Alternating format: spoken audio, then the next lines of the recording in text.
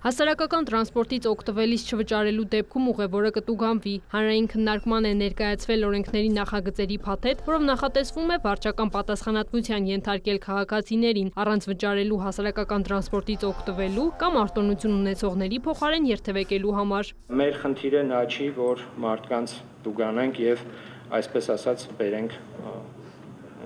շակերտների մեջ ասեմ, էլի, օրինականության դաշտ։ Մեր խնդիրը այն է, որ եթե կա որևիցե տեսակի ծառայություն, ապա այդ ծառայության համար պետք է վճարել։ Ըստ ներկայացված նախագծի ներհամայնքային կանոնավոր փոխադրում իրականացնող ավտոբուսների, տրոլեյբուսների կամ մետրոպոլիտենի ծառայություններից առանց վճարելու կամ վճարման կրիչը վավերացնելու օգտվելու դեպքում ուղևորները ենթարկվելու են 15,000 դրամ տուգանքի, իսկ այն դեպքում, երբ արտոնություն ունեցող անձի փոխարեն կերթևեկի այլ անձ, տուգանվելու է 18,000 դրամի չափով։ Կոստանյանի խոսքով թույլ չեն տալու, որպեսզի անարդարության մթնոլորտը գնալով խորանա, որը ձևավորվել կամ ձևավորվում է վճարող քաղաքացիների մոտ։ Վճարող մարդը ինչի չվճարող մարդու համար պետք է վճարի։ Վերջն արդյունքում գումարները, եթե օրինակի համար Երևանի քաղաքապետարանի բյուջե չմուտքագրվեն,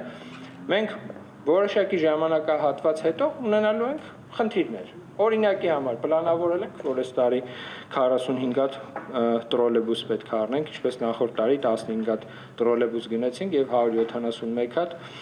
Ժողովրդի ավտոբուսներ։ Կարող է վերջնարդյունքում պարզվի, որ մեր գումար չկա, պարզապես այդ 45 հատը գնելու։ Միասնական տոմսային համակարգին ամբողջական անցումից հետո հունվարի 1-ից մինչև մարտի 10-ը Երևանի քաղաքապետարանը հավաքագրել է շուրջ 2.5 միլիարդ դրամ, վաճառվել է 210,000-ից ավելի տոմսային փաթեթ։ 71%-ը հիմնական փաթեթներն են, իսկ 29%-ը արդեն արտոնություններն են։ Այսինքն 200,000-ից ավել փաթեթ ձեռք բերած քաղաքացիների մոտ 61,000-ը այս կամ այն կերպ օգտվում է արտոնությունից, 22%-ը դրանք անվճար երթևեկող քաղաքացիներն են։ Հայկ Կոստանյանը անդրադարձավ նաև վերջին շրջանում Երևանի քաղաքապետարանի աշխատակիցների ձերբակալմանը, նշեց, որ քաղաքապետարանը որոշակի մտահոգություններ ունի դրա հետ կապված։ Եթե օրինակի համար դուք ծանոթանաք տվյալ գործով ձերբակալված, կալանավորված կամ կալանքը մասնակի բավարարված մեր գործընկերների փաստաբանների հետ, ու իրենցից լսեք, թե այդ մարդիկ ինչի համար են օրինակի համար մեղադրվում ու ինչի են անազատության մեջ կամ այսպես ասած տնային կալանքի, դուք կհասկանաք, դուք ինքներդ եք կհասկանաք, որ ինչ-որ մի բան այնպես չի։ Դրա համար ես կարծում եմ, որ ձերբակալությունները Երևանի քաղաքապետարանում, որոնք որ այս կամ այն կերպ միանշանակ չեն ընդունվում,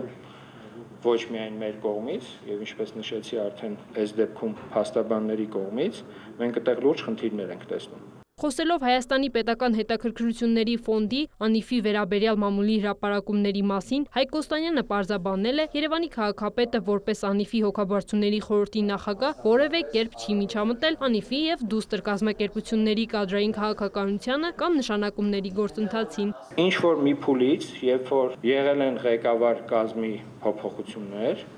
կարծում եմ, որ մի փոքր ուսումնասիրեք, արդեն պարզ կլինի ինչ փոփոխություններից հետո ԱՆԻՖ-ը լրիվ հակառակ ուղղությամբ գնացել։ ԱՆԻՖ-ի տնօրենների խորհրդում օրինակի համար եղել է Ֆրանսիայի նախկին վարչապետը։ Դա որոշակի ցուցիչ է, որ Ֆրանսիայի նախկին վարչապետը Հայաստանում ԱՆԻՖ-ում տնօրենների խորհրդի անդամ է եղել եւ մի շարք էլի հեղինակավոր մարդիկ են եղել,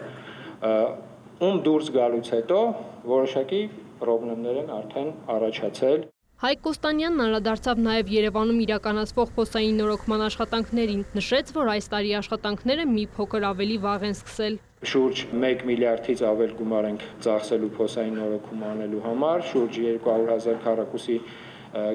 մետր տարածքա իրանից ենթադրում։ Առաջիկայում Թումանյան փողոցում քաղաքապետարանը շարունակելու է ծառերի փոխարինման ծրագիրը։ Քրիստինե Թորոսյան, Աշոտ Խաչատրյան, լուրեր։